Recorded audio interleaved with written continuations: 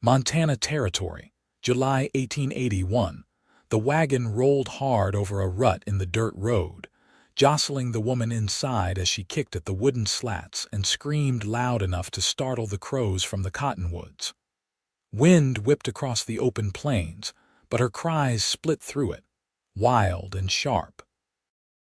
"Let me out, I swear to God," the driver, a man with greasy hair and a split lip, muttered a curse and slapped the reins. "Quiet down, girl." She did not. Her foot caught the edge of a crate and knocked it over.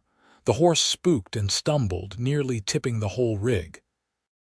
A mile or two ahead, at the crest of a rise, a lone rider paused. He shielded the sun from his eyes and watched the wagon lurch its way across the prairie. Something about it sat wrong with him. His name was Waylon Locke, 32, ranch-born and weather-worn, with a scar across his jaw that made folks look twice.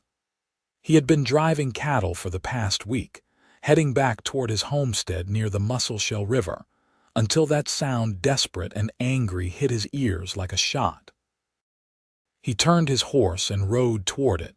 By the time he reached the wagon, the woman inside had broken one of the wooden slats and bloodied her knuckles. She was maybe 24, her dress torn at the hem, dark hair plastered to her brow with sweat, and her eyes wild, furious, unbroken. Waylon dismounted slow, calm. "What's going on here?" he asked, voice low. "Move along," the driver snapped. "Ain't your business. She's sold." Waylon stepped closer. "Sold, bride trade out of Billings. Her pa owed money, fella in Idaho paid good. I'm just the middleman." The woman kicked the door again. "He's lying, I never agreed to nothing, I was taken." Waylon looked at her, then back at the driver. "You got papers." "Do not need any. She ain't got nobody left to claim her." Waylon stared at the man. "You sure about that?" The driver's hand twitched toward the shotgun on the seat. Waylon drew faster. One warning shot hit the dirt by the wheel. The driver flinched back, hands up. "I do not want trouble," he stammered. "You already brought it." "Get down." The man obeyed, stumbling off the bench. Waylon moved to the wagon, unlatched the back door, and offered his hand. She ignored it. Instead, she shoved past him, dropping hard to the ground and stumbling into the grass. Her hands were shaking, but her chin was up. Waylon walked to his horse and grabbed the lead rope. He unhitched the wagon horse, slapped its haunch, and let it run. Then he turned to her. "You are free now." She blinked, standing there barefoot in the dust, the wind tugging at her dress. "What? You are not property, not now." "Not ever." The driver shouted something, but Waylon aimed his revolver again, and the man turned and ran, leaving the empty wagon behind. The woman stared at Waylon like she could not decide whether to trust him or hit him. "Name's Waylon Locke," he said. "You got a name?" She hesitated. "Veda Dorsey." "Well, Miss Dorsey, you are welcome to ride with me back toward the river. Got a spare horse and a clean well, not looking for anything but to help." She looked away, shoulders tight. "I do not need saving." "Did not say you did." He nodded toward the horizon. "But you look like you could use a place to rest." Her lip trembled just once before she bit it hard. Then she nodded. They rode in silence, side by side across the dry grass. Waylon kept a respectful distance. Veda said nothing, but her breathing slowed. Her hands steadied on the reins. They reached his homestead by sundown, a neat cabin tucked against a stand of pines, a small corral, a barn, and a creek running cold behind it. He helped her down but did not touch her. "You can take the bedroom," he said. "I will bed down in the barn." She blinked at him. "You are not keeping me here." "No, ma'am. You can leave whenever you want." She swallowed hard. "I do not know where to go." "You do not have to decide that tonight." She stood there a long moment, then stepped inside. That night, Waylon lay on a blanket in the barn, listening to the creek run and the wind stir the pine branches. He thought about her eyes, how fierce they were, even when afraid. He had seen women break from less, but not her. Inside the cabin, Veda sat on the edge of the bed, staring at the wall. She remembered her father's debts, the way they had come in the dark and dragged her from the house. She remembered fighting them, biting, clawing, but no one had listened. No one had helped, until now. She curled up on the mattress, still wearing her dress, and for the first time in weeks slept without fear. Morning came bright and crisp. Waylon was already feeding the animals when she stepped outside, hair braided back, sleeves rolled up. "I can help," she said. "You do not have to." "I want to." He handed her a pail. They worked in silence, side by side. She gathered eggs, milked the goat. He chopped wood, patched a fence. Midday, they sat on the porch with tin cups of coffee. "You always live alone out here?" she asked. "Mostly. Folks come and go." "But I like the quiet." She looked out over the fields. "I used to dream of a place like this." He glanced at her. "You can stay as long as you want." "I do not want charity." "It is not charity." His voice was steady. "It is choice." That night she cooked. Salt pork and beans, cornbread in a cast iron pan. They ate at the small table under the oil lamp, and for the first time she smiled. It hit him like a kick in the chest. He looked away fast. The days passed. She stayed, helped, laughed just a little. One night rain came hard and the roof leaked in the barn. She found him soaked to the bone, trying to patch it. "You are coming inside," she said, hands on her hips. "I am fine. Do not argue with me, Waylon Locke." He followed her in.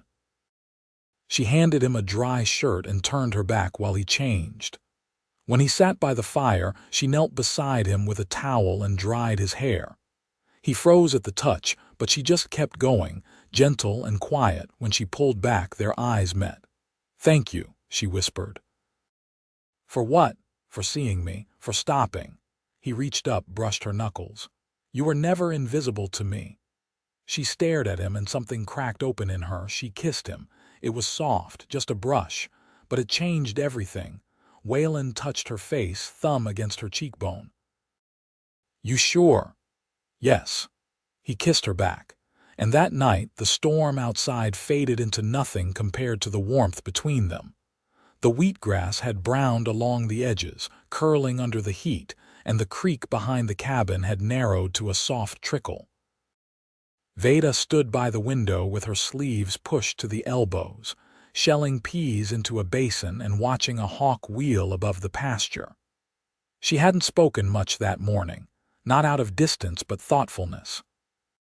She'd begun to wear her hair in a loose twist at the nape of her neck, held with a loop of leather she'd found in the barn. Her hands moved with quiet rhythm. Waylon came in from the barn with his shirt damp at the collar and a splinter in his thumb. He didn't mention either. "You ever work with bees before?" he asked, leaning his shoulder against the doorframe. She looked up. "Only once. In Shelby.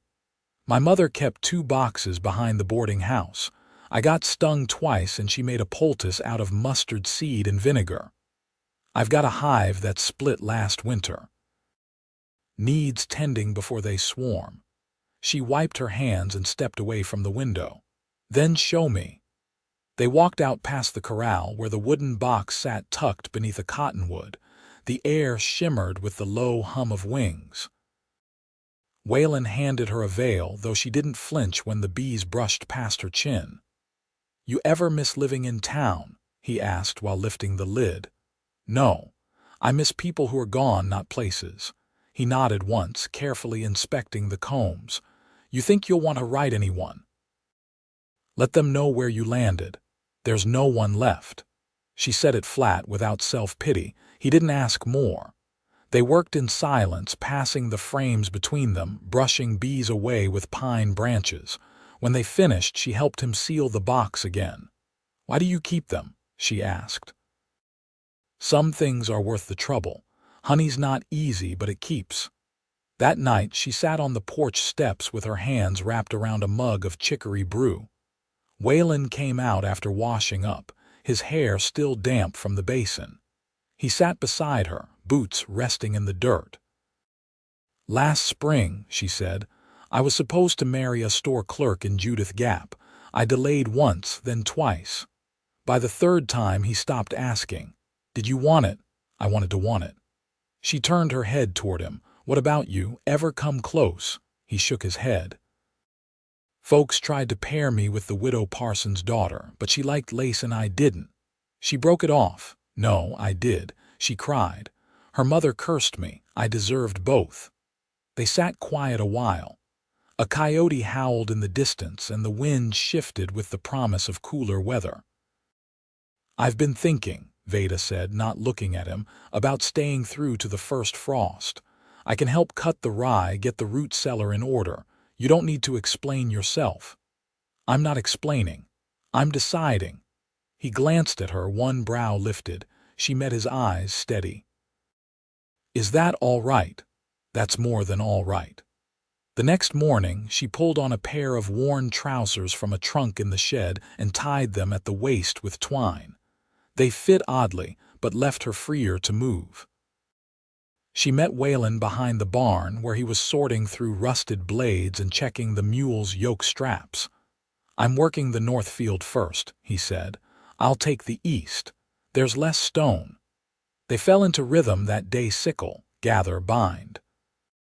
The sun rode high and sweat darkened the backs of their shirts. At midday, she brought him water in a tin dipper, and he drank without saying a word, the silence between them easy now.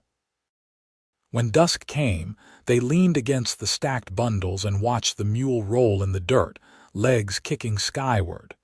She's getting on in years, Waylon said. Might need to trade her come spring. Veda crouched, pulling off her gloves. I could try training the young roan. She's skittish, but smart. He looked over at her, the corners of his eyes crinkling. You think you can manage her? She hasn't thrown me yet. They walked back to the cabin with their shoulders nearly touching. Once inside, Waylon lit the lamp while she pulled a pan of cornmeal biscuits from the hearth. The smell filled the room, earthy and warm. They ate sitting close at the table, not talking. The quiet between them had changed again. It no longer carried the weight of caution, but something steadier, like the feel of worn leather in the palm. Afterward, he cleared the plates while she washed. When he reached to dry, his hand brushed hers and she didn't pull away. Veda, he said. She turned toward him. There's nothing owed between us. You know that, don't you? I know. But I want you here, not out of duty. I'm not staying from gratitude, Waylon, he nodded once. She touched his wrist, fingers light. I've been alone in a room full of people, but not here. Not with you. He looked down at her hand, then back up into her eyes. I don't know what comes next, he said. We don't have to name it yet.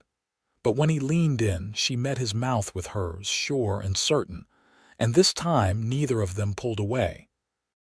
The cottonwoods had begun to yellow at the tips, and the ground held the faint scent of ripe chokecherries. Veda stood in the garden rows behind the cabin, gathering the last of the beans into her apron.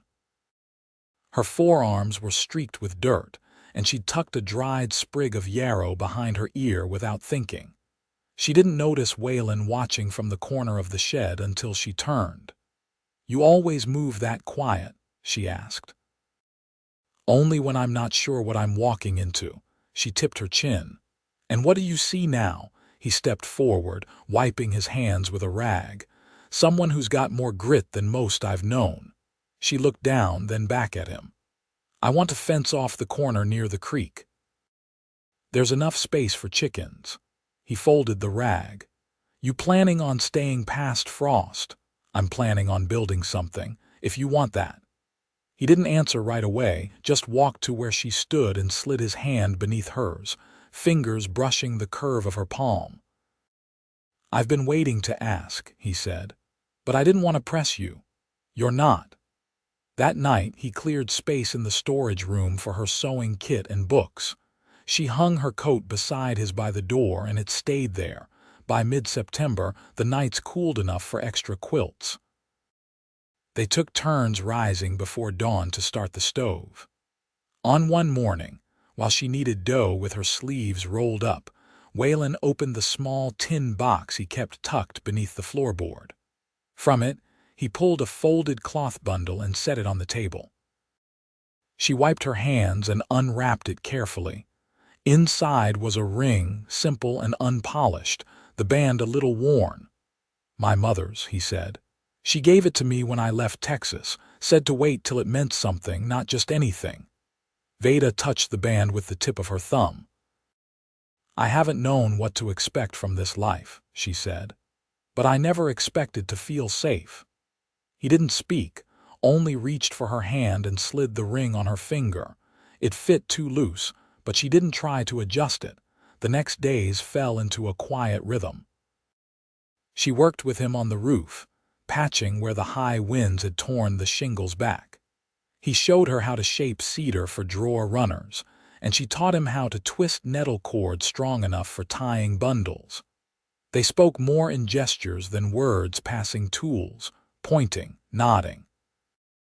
One afternoon, as they sat beneath the shade of the wagon Waylon had never gotten around to dismantling, she asked, "You ever think about what you gave up when you stayed here?" He leaned back against the wheel. "Only when I think about what I would have missed." She traced a knot in the wood. "I still wake up some nights with my hands clenched, like I'm still fighting. You don't have to explain that to me. I want to." She looked over. "You saw me at my worst. I want you to know the rest of me." "I see that already." That night they lay in bed with the window open to the stars. She turned toward him in the dark. "If we ever have a daughter," she said, voice low, "I want her to know she's hers before she's anyone else's." He reached for her hand beneath the quilt. "She will." By the first frost, the rye was cut and stored. The root cellar was packed. The bees hadn't swarmed. And on the morning the ground held its first crunch of ice, Veda stepped out onto the porch with a shawl around her shoulders and a basket in her hand. "Chickens'll need straw in the coop today," she said. Waylon glanced up from splitting kindling. "I'll take care of it." She smiled. And for the first time in either of their lives, the season ahead looked less like survival and more like home. The wind had shifted westward, carrying with it the scent of snow from the crazy mountains.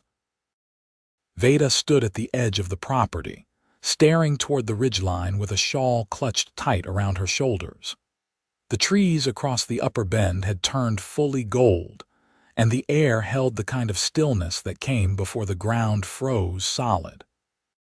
Behind her, Waylon was repairing the latch on the smokehouse door, his hat pulled low against the sharp breeze. She turned when she heard the hammer pause. "There's a man coming," she said. He looked up, following her gaze to the rider in the distance. The figure was slow-moving, slouched in the saddle, mule loaded with gear.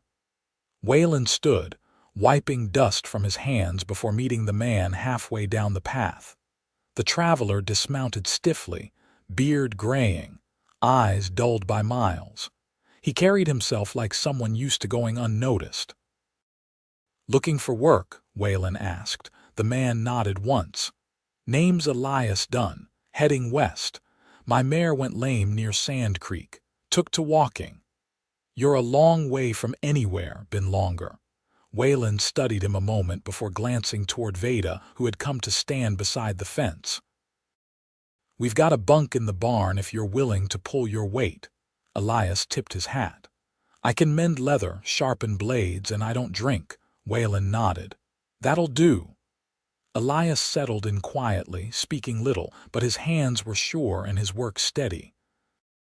Veda watched him from a distance, curious about the way he lingered by the creek in the early mornings, running his fingers over a small wooden token he kept tucked in his pocket. One evening, while Waylon was hauling salt blocks to the pasture, Veda brought Elias a fresh shirt she'd mended. "Your collar was torn," she said, handing it over. He took it, careful not to meet her eyes. "Thank you."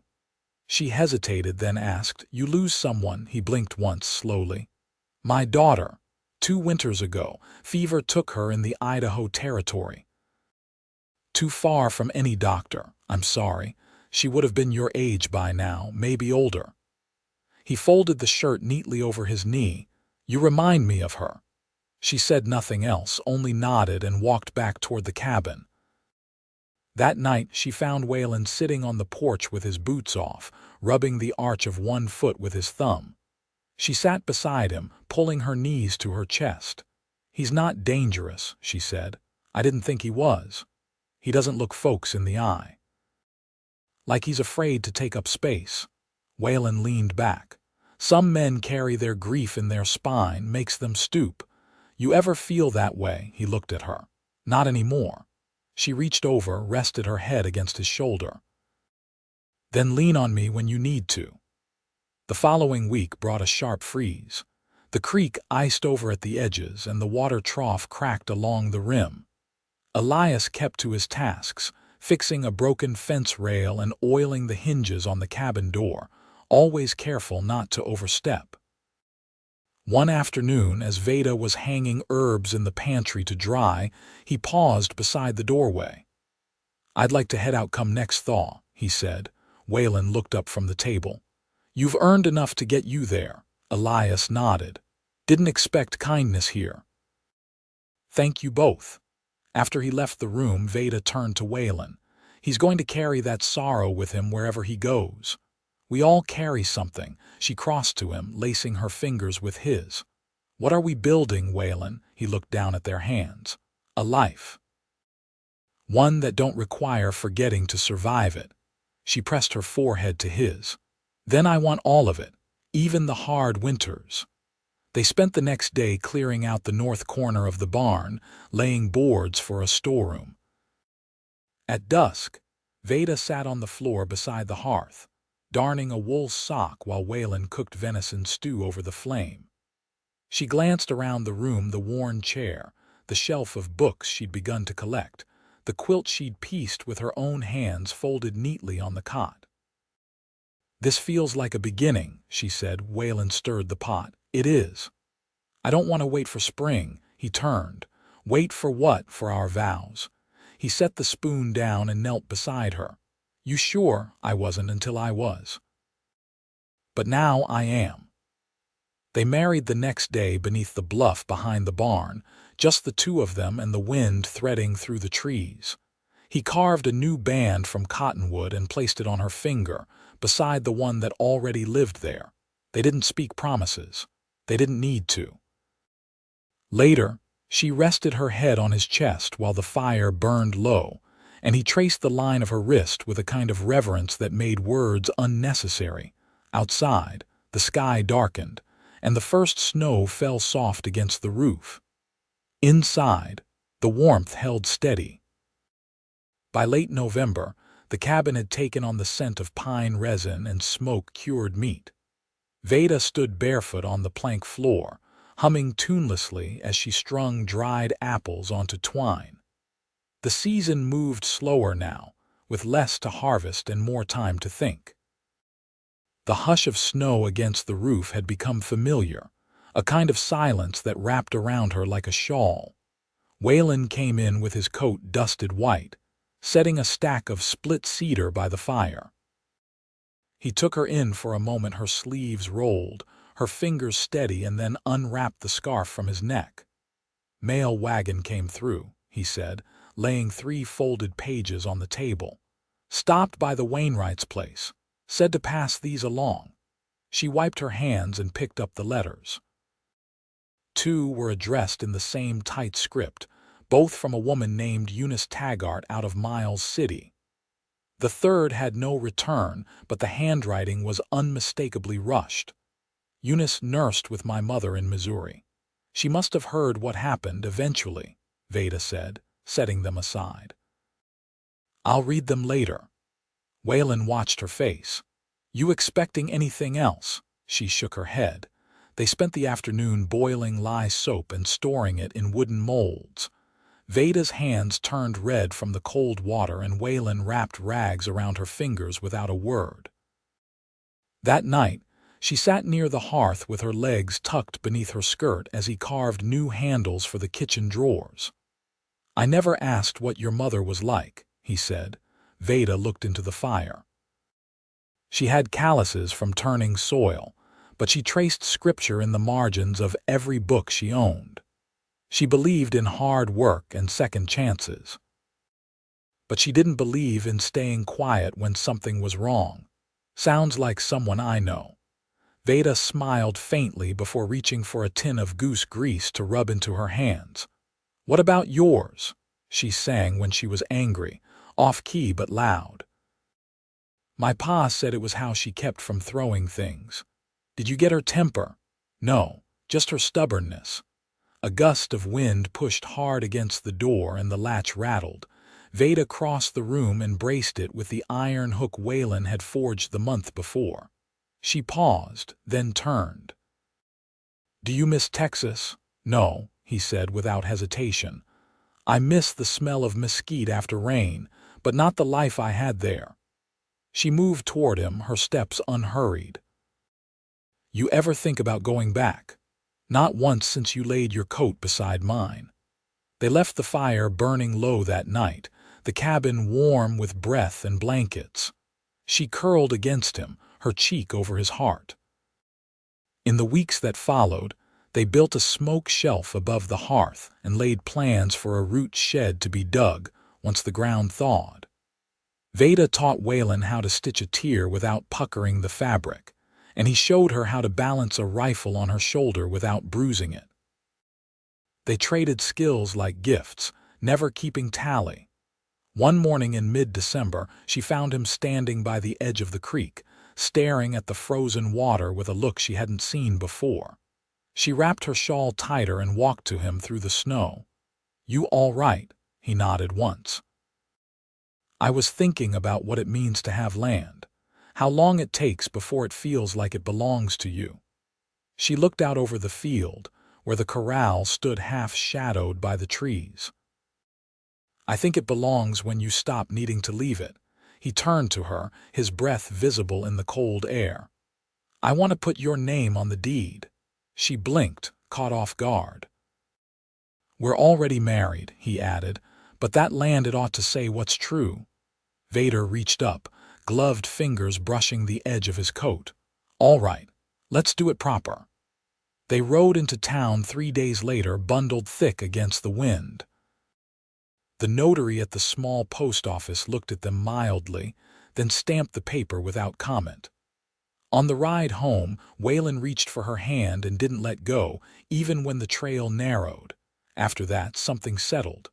Not louder, not brighter, just steadier. They laughed more. He caught her singing once while she kneaded dough, and she didn't stop when he came in. She caught him carving her likeness into the edge of a keepsake box and didn't tease him for it. They made space for one another's quiet and filled the rest with warmth. On Christmas Eve, they shared supper with the Wainwright family, whose children stared wide-eyed at Veda's story about a thunderstorm that had once tossed a chicken clear across a field. Waylon stood behind her, hand resting easy at the small of her back. Before leaving, old Mrs. Wainwright leaned close and whispered, "You've got roots now, child. Let 'em grow deep." They rode home under clear stars, the snow crunching beneath the horses' hooves. Vader rested her head briefly against Waylon's shoulder as the cabin came into view, its windows glowing gold in the night. Inside, she poured warm cider while he added a log to the fire. She turned, cupping her hands around the mug. "I never thought I'd have a life like this," she said. "You built it with me." He reached out, brushing a loose curl from her temple. "You want to raise something here come spring?" "Chickens, maybe a goat, children," she said softly. "If you want that too," his eyes didn't waver. "I do." They stood in that moment, cider cooling between them and nothing more needed saying. The snow fell quiet outside. Inside, they danced barefoot on the wooden floor, no music but the rhythm of their steps and the low hum of the fire. Years later, the cabin still stood, weathered but strong. A garden bloomed behind it and a coop clucked with hens. 2 children ran laughing by the creek, their boots muddy and cheeks sun-kissed. Veda stood at the porch rail, calling them in for supper, her apron streaked with flour. Waylon came from the field, brushing dust from his sleeves, his gait slower but sure. He reached the steps and paused, watching her.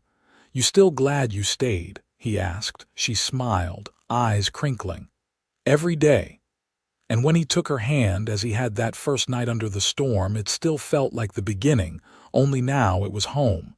Forever.